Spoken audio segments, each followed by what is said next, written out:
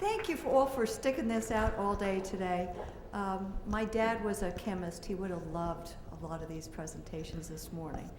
But my big takeaway from a lot of what I heard is really how our entire lifestyle, our entire modern society is really very dependent on oil and natural gas, the energy, having reliable, affordable supplies of energy.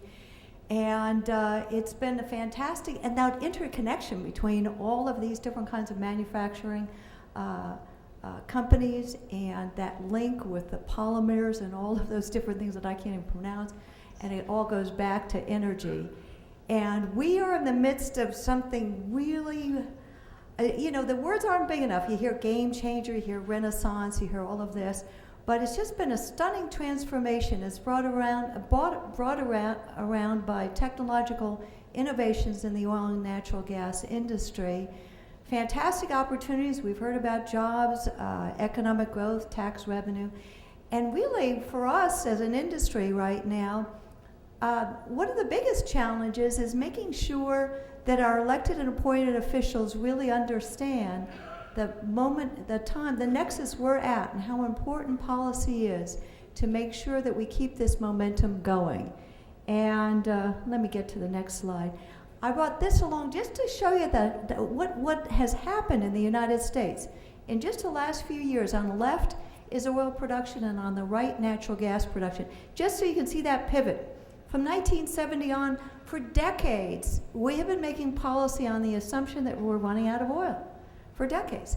And all of a sudden, that has pivoted in a way that is surprising really just about everybody. Same thing with natural gas, where I work. Back in 2006, there was all this, it was always angst at work, but there was this angst that we weren't getting the permits to import natural gas fast enough. We're gonna need more natural gas, we're not getting the permits for the facilities, to build the facilities, and now we have, 35% more than we thought that we'd have.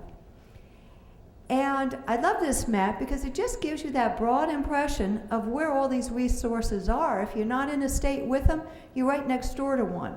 And with such a long supply chains for the industry, every state in the United States is benefiting right now, whether or not production is going on. And here in Ohio, we're just, as you know, you're just getting started. Here's another good one. It just shows since last decade or so, since December of 2000. These are all the different shale productions or shale plays in the United States, except the Utica. EIA just started back, the Energy Information Administration started tracking this just in August. So next year we'll see the Utica added to this chart. I'm not going to spend any time on this because Dr. Linden did more than enough telling us all about the production, the areas of production in the Utica shale.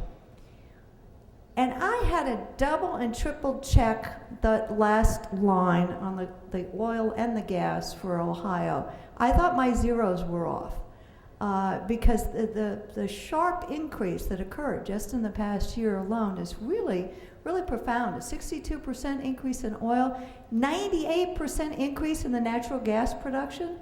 In 1 year, it's more than Ohio's ever done. I don't know if anybody's ever done that, to double their production in 1 year. So, and it's, as you can see, you're just at the very tip, at the very beginning of this. Again, a lot of the information I have is from the EIA, and this is where they think we're going to get our oil and our gas from in the future. And the tight oil is from the shale. And you can see that in the dotted line is kind of where we are now, but you can see that mountain of oil coming at us, and that peak, they are continuing to shift off to the right. But it's really a terrific amount of oil, and the natural gas, the shale gas, pretty much just goes off the chart, just keeps going in terms of what we know today, and in terms of the technology and the economics. We've seen this slide at least twice today, I think, but it really does tell you a lot in terms of what's happened. We have a global market for the crude, and that natural gas and that differentials are fueling a lot of the economic growth, a lot of the manufacturing jobs in the United States. EIA, this is what they think. They revise these forecasts every year, and they're never perfect, but it shows you where we've been in terms of the price of natural gas and where they think we're headed. a very gradual increase. And each and every year, that line that goes off to the right is a little lower than the year before. So if you go back a few years in their forecast, they had a much higher forecast for the price. But there are a lot of variables, a lot of things that could change that. But overall, the expectation is for relatively low and prices for natural gas for a long period of to come, and especially compared to the rest of the world. One of our speakers, just right after lunch, he highlighted this, but in a different way, but I brought along similar information, is just to show the difference that the shale revolution is making in terms of industrial production. This is nationwide, and it's one estimate of growth. You can see maybe 1.3% more manufacturing as a consequence back in 2012, and it grows from there. 3.5, and you can see many of the industries that were discussed today, the chemical industry and well, we didn't talk about metals, but certainly iron and steel and all of the supporting industries. Any industry that depends a great deal on energy prices are certainly affected, but there are a lot of these industries too are the industries that support that development and growth.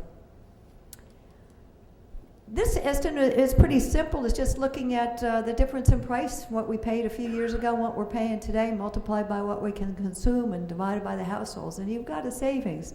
Again, stolen by an earlier speaker, but about $1,200 right now in the average family. Most of us don't think we're saving that much money. I don't. But it's really very real, and it's across the entire United States.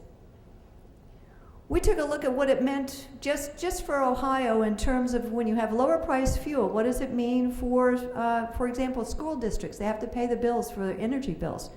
And one estimate shows that Ohio saved about $60 million last year just because the price of natural gas was so much lower. That could employ about 700 teachers in Ohio. Another way to look at it, government office buildings. We could save money in that regard. And a savings about $10 million. Now, we had a really cold winter, too, as I remember. But still, you could see in that earlier chart that bump up was nowhere near what it had been before. Lots of jobs, you know, and the job numbers are usually all over the place for a good reason. You have direct jobs, like the drilling jobs themselves, and then you have the indirect jobs, the construction jobs, the trucking jobs, steel industry, that long supply chain that adds to it. And then you have what they call induced, kind of an odd name, induced jobs. Those are the jobs that are created or sustained because the other jobs are there. And they're very, very good paying jobs generally in the oil industry. From the Ohio Department of, Jobs and Family, just shows, again, that big bump up. It's, you know, I think there's a lot of groundwork behind that, but you see a really big takeoff in jobs in the industry, in the oil and gas industry in Ohio in 1 year. Let's see if the next one works.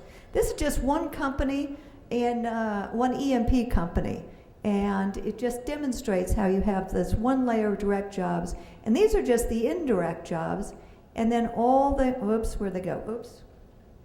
Have to go backwards. All those little dots are all those different industries that are supported just by the one company and all the different segments of areas in Ohio that are benefiting and businesses that are supported by just that one company. And these are very good paying jobs. It's exciting for me. I get an opportunity sometimes to go to different areas of the country where there's a lot of shale development. I was in Scranton, Pennsylvania earlier this year, and it's just something to see the transformation. I know that area. My grandfathers were coal miners there, so I know it well. And the before and after, it's had a tough time in recent years, and now they're getting these great jobs, and they're partnering. The production companies there are partnering with local universities to make sure that the labor force matches the jobs that are needed. And they're getting, some of these kids right out of school, tier colleges, are getting to start $50,000 to $75,000 in Lackawanna County at this one school. So it's really, and it's happening throughout the United States. Very exciting. Here's some more, just this again from Ohio, and your Ohio stats on where you are in terms of the kinds of jobs that are in Ohio and what they pay. And they're really excellent when you think that the average job in the United States pays about $50,000. So there are a lot of jobs in Ohio being created by this activity. We asked our member companies. I work for Trade Association of Oil and Gas Companies, and we have about 600 member companies. They're all of the major producers and refiners, marketers, pipeliners, and service companies. And we asked them early in the year, just give us the names of the vendors that you buy from.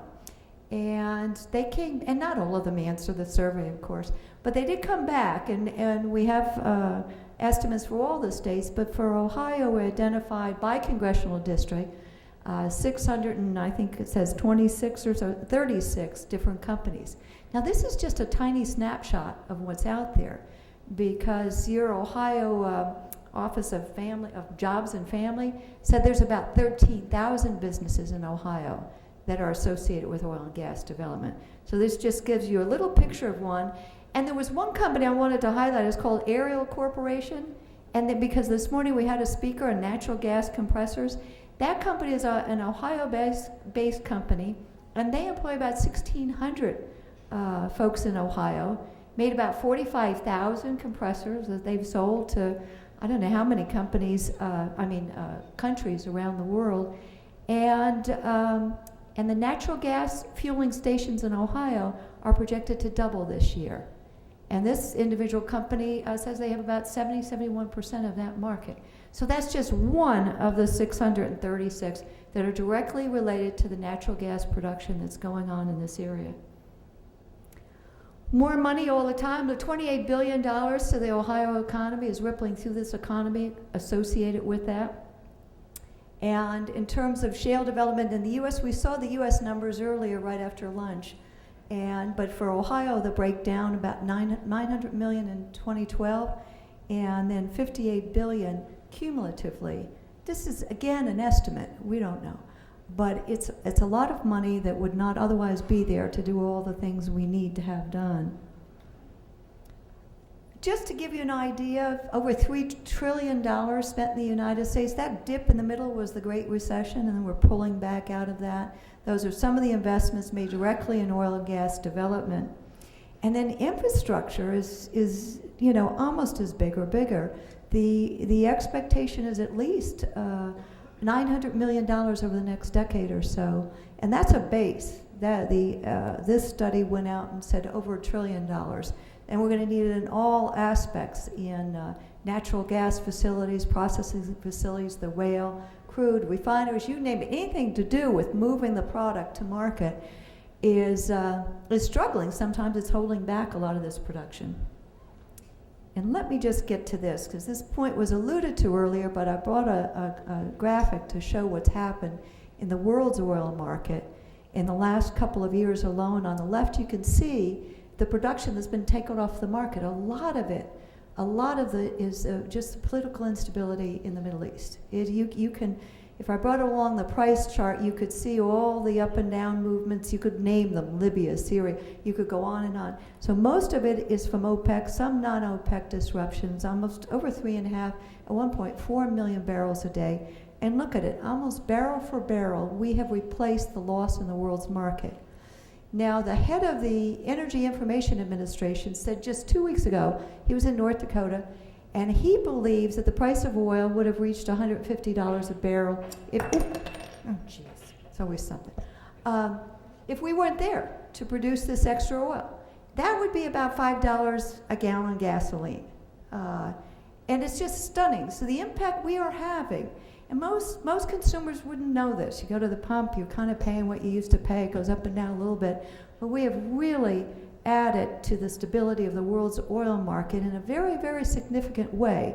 And it has made a powerful difference in bringing reliable, affordable supplies, not just to the United States, but really to the world's economy.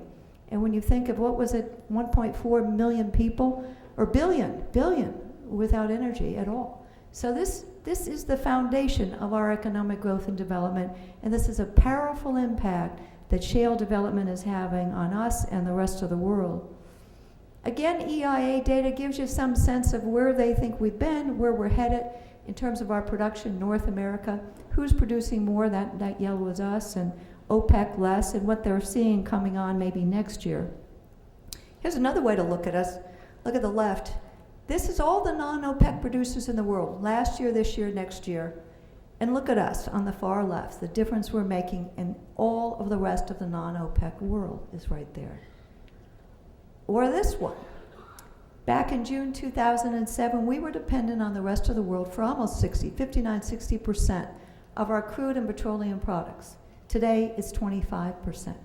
It's just a stunning turnaround. Now, some of this, a lot of this is the extra crude oil production, and some of it too is our refiners are producing record or near record amounts of fuel. We've been a net exporter of refined petroleum products since 2011. As a nation, we're consuming less as well. So it's a combination of all those factors. It's really having a nice, powerful difference in our balance of trade, not having to pay for oil at $100 a barrel, really making a big difference. One of the issues that's percolating out there is exports. And back in 1973, during the oil crisis, or the first of a few, we limited our ability to export crude oil. And it's not really been an issue until very recently, and it really has to do with the fact that we have a lot of light sweet crude oil now, but our refiners invested heavily in processing what was available, which was the heavier, denser crudes. So, and a lot of our light sweet has had to be discounted to sell, to compete with the lower priced crudes that are out there.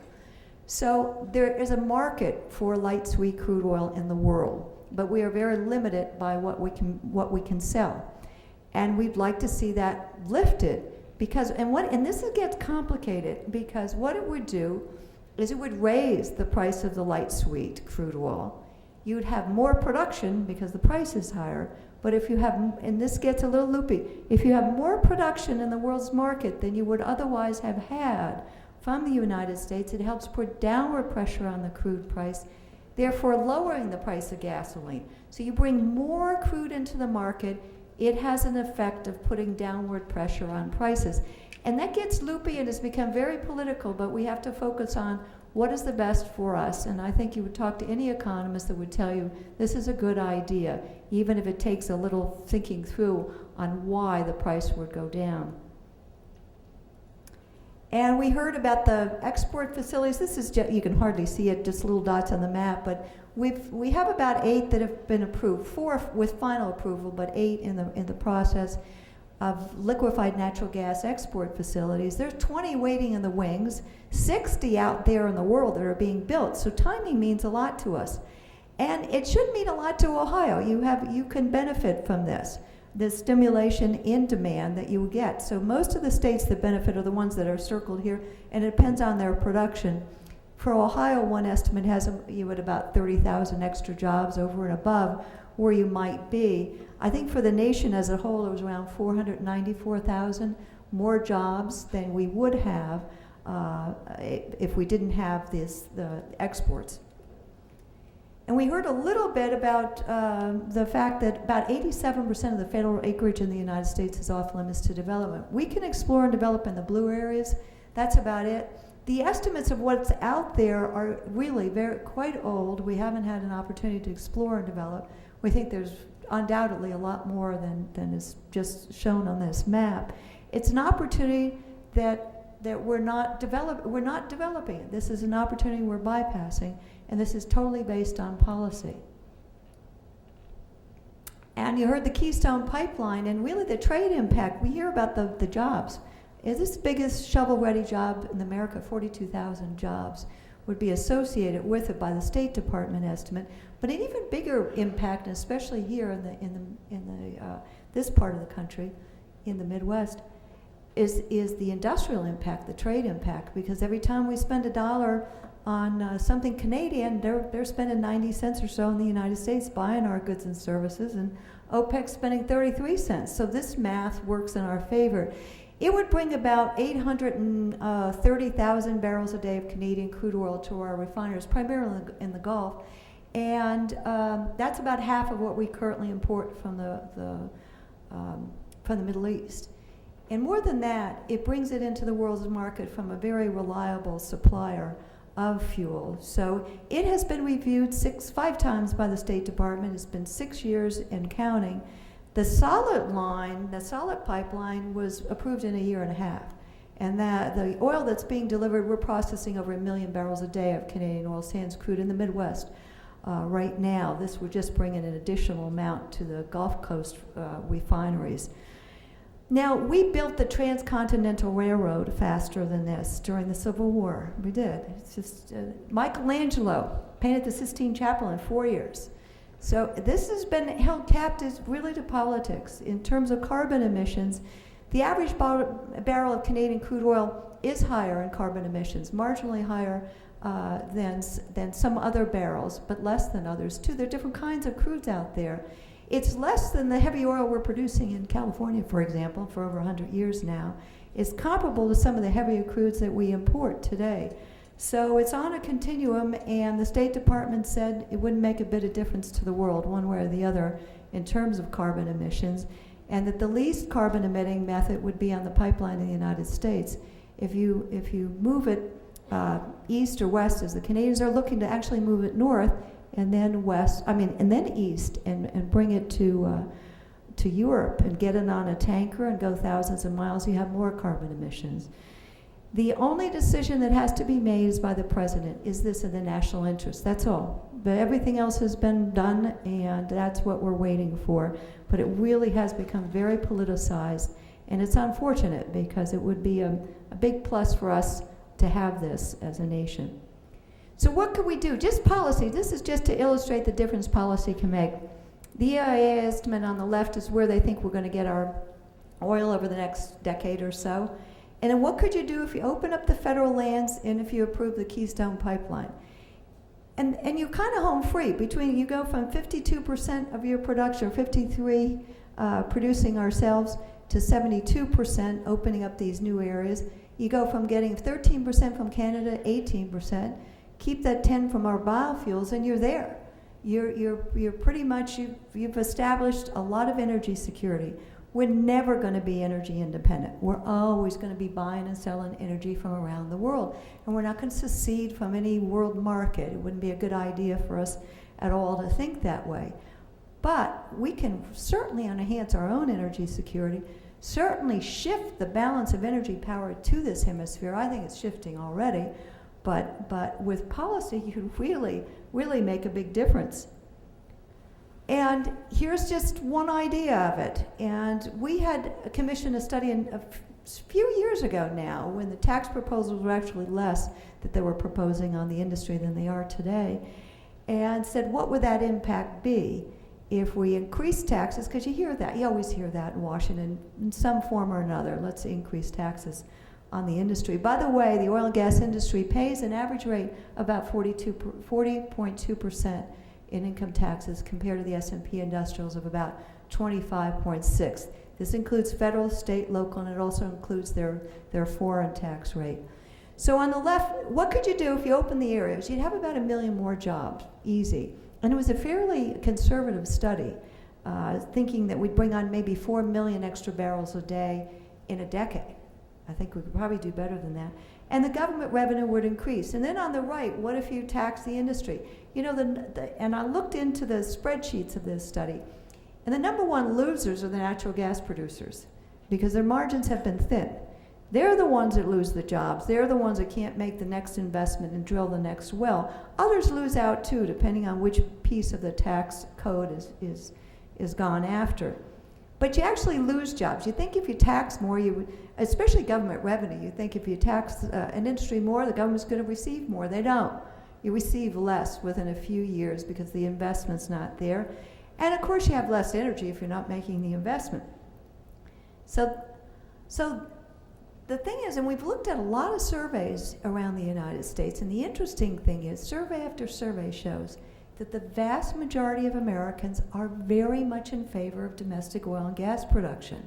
And it doesn't matter where you go or how you test this. We've been in Florida and California. We've been all over the country. And the numbers pretty much fall in line this way. It's interesting to me that the number one, 94%, is this idea of energy security. And it may be that sense of just feeling vulnerable, perhaps after 9/11, but also energy prices that move on us and trying to be able to manage all of that volatility with family budgets. I think it's been a hardship. And we recognize it's very intuitive for most Americans to think, yeah, let's do it here if we can. So our challenge as an industry, or as a society really, is to try to match that political will to real political action, to make sure that our elected and appointed officials really understand what's happening here, understand the opportunity we have, and go with it. We heard from the mayor this morning, he's certainly going with it, and it sounds like your representatives are too. And it's not true in all across America. There are some areas that are not like this. And it's very nice to be here in this town and with an audience that gets it. And finally, I just want to point you in one direction. There's a couple of good websites and associations out there. There's Energy Citizens, and there's an Energy Nations booth right out front there. And this is sort of a grassroots kind of, both of them, the Energy Nations kind of reaches out to people that are connected with the oil and gas industry and manufacturers that are connected with our industry. And this is a place where you can go if you want to know more about energy and that connection between energy and policy and making sure that your voice is heard on these different issues. I'd encourage you to go to either one of these sites, Energy Citizens or Energy Nations. I hope you come to the reception, and thanks so much for your attention today. I really appreciate it. Okay. One question. You're all dying, aren't you? Hello. Many of us in the room know Rebecca Heimlich, who's API's great. person in Ohio, and I'm know speaking that to the choir.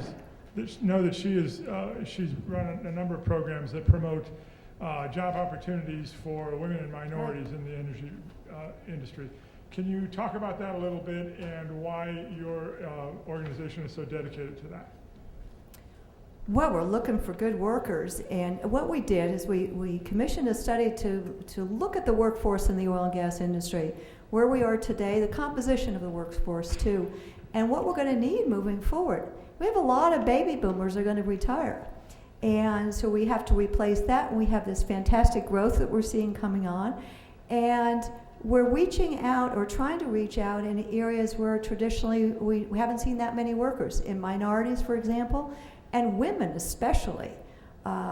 Very low participation rate in the oil and gas industry, and a lot of wonderful opportunities. So what we're trying to do is connect those dots, making sure and doing that in different communities around the United States to try to highlight the benefit, because these are really good paying jobs. They're better than the average job. And I think part of it is just the vision. A lot of women don't even think of themselves as running compressors. I know I wouldn't have. But if I could make 50 or 75,000 when I was young, I would have jumped at the chance, or even today, for a lot of people. So that's what we're trying to do. And we're trying to understand more about it too. Why aren't there more women in the industry? Why aren't there more minorities? What can we do? Where can we reach out? How can we make a difference? We need this labor force. And we're also looking at education and pairing with different community colleges and colleges around the United States to look at the kinds of degrees we're getting and our children are getting, and then how we can encourage more science, technology, engineering, and math. We really need it in the oil and gas industry, and we want these opportunities to go to areas that they haven't traditionally thought of.